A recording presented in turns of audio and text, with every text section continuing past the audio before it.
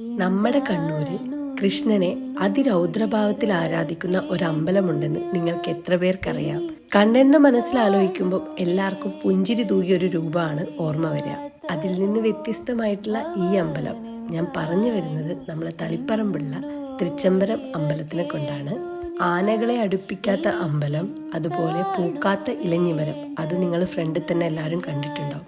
ഇത് രണ്ടും ഇവിടുത്തെ പ്രത്യേകതയാണ്. ആദ്യം തന്നെ കൃഷ്ണന്റെ സഹോദരിയായ ജലദുർഗയെ വണങ്ങിയാണ് നമ്മൾ അമ്പലത്തിലോട്ട് കടക്കുന്നത്.